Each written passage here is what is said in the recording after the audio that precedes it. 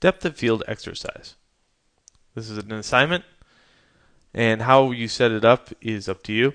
I got two different options for you. One, you can use the same setup you've been using right now. You can have items in the foreground, items in the background, but now we have to worry about items in midground also for this assignment. So I'll give you option number 2. Option 2 is houseoftutorials.net/gallery. So up at the top, and you can go to student AM or student PM, and you can find this. These are the card exercise. So I got these cards. They're laid out on a board, and they're at different depths. Okay, and how I do this is I have a board floating around the classroom that has slots in it. And I have 3 cards. I have a card here, card here, card here. They're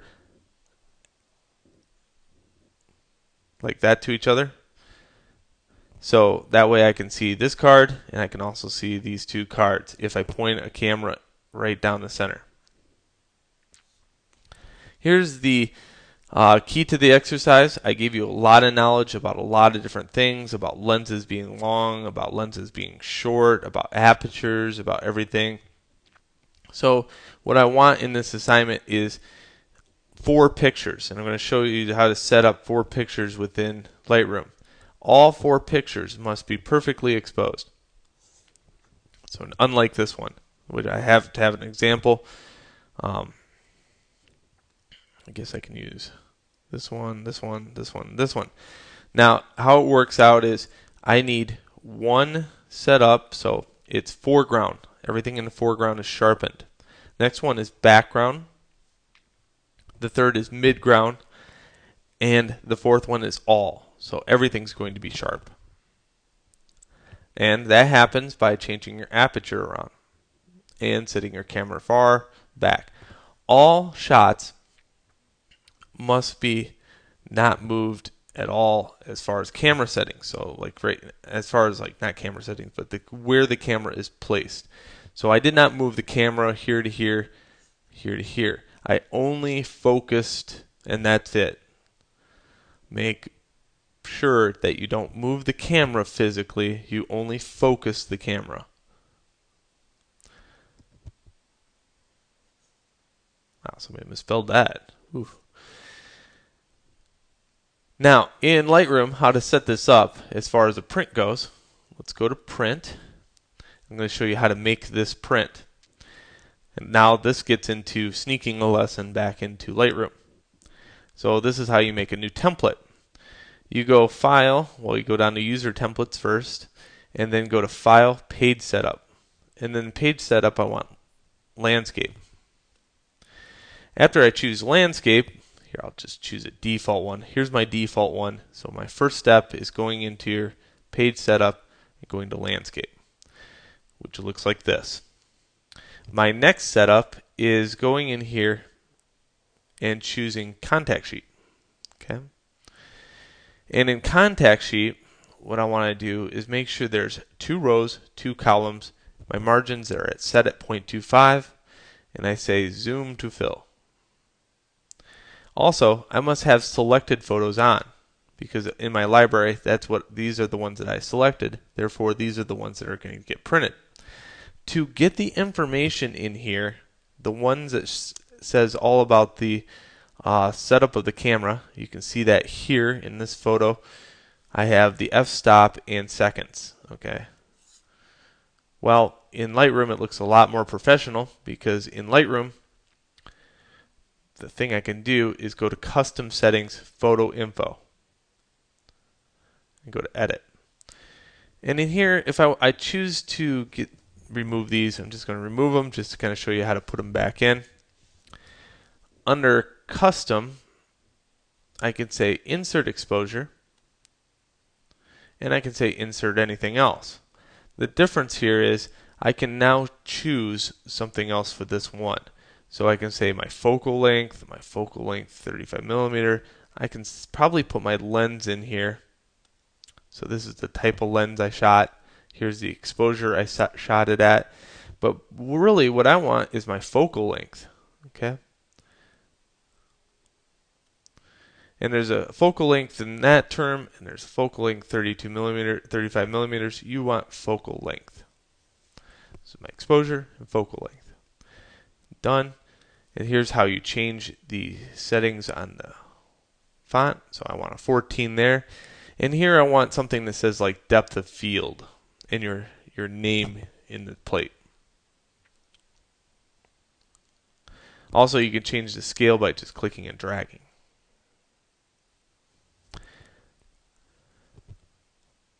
Don't forget to put on print sharpening. You want that.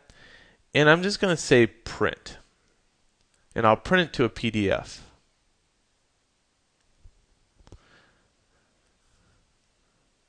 And I'll put that on my desktop. Don't forget to put the name of the assignment. So this is name of the assignment, usually files with a few zeros and then a number. Put that. That way I know what assignment that you did. Now the key here is you notice that there are pictures in the gallery at howsoftutorials.net/gallery.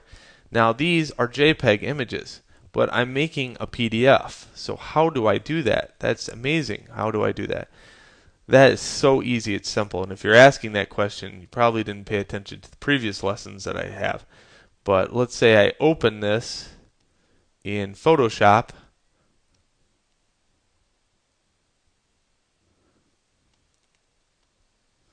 And I say all documents, that way I can highlight this one. It's a PDF, it just doesn't know it's a PDF, so I'm going to say PDF.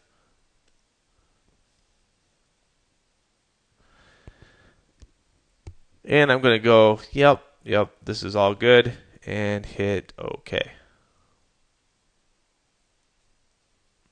There we go. There's my information. And what I want to do now is go save for web devices.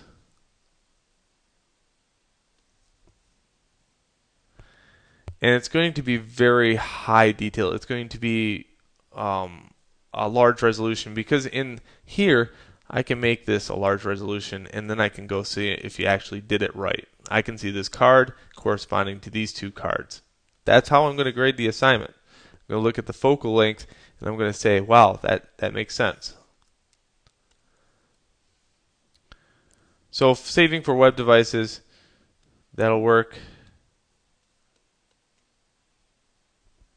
And it's going to be really huge. It has to be a JPEG and it has to be under 2 megs, however. So 512K, that's perfect. That's fine. But look at the quality. Ugh.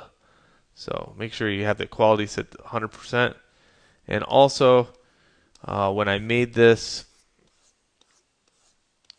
in PDF terms, it lowered the quality quite a bit back in Aperture. So under Aperture, or Lightroom, whoa, I just called Lightroom Aperture. Man, there's going to be flogging for that one, right? If you look under Print and I say PDF format, what you don't see is all the settings that go into here. And that's a shame, because by default it's making it so the PDF looks terrible. Now, if I go save as PDF over here and then try that again, period PDF this time,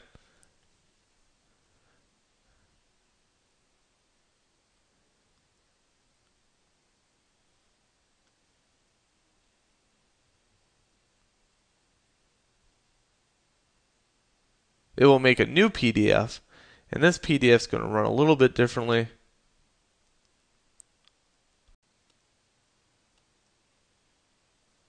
If I zoom into this kind of PDF, you won't see any drop of quality. Why? Because Adobe PDF sucks. That's why. And if you use the PDF engine built within your Macintosh computer, you're going to find that you're going to get higher quality stuff. You're like, oh man, that's going to help me so much, right? Yes, it will help you build your portfolio up. Amazing stuff. All right, that's your lesson. Enjoy and just set it up in the lab. Have a good one. Until next lesson.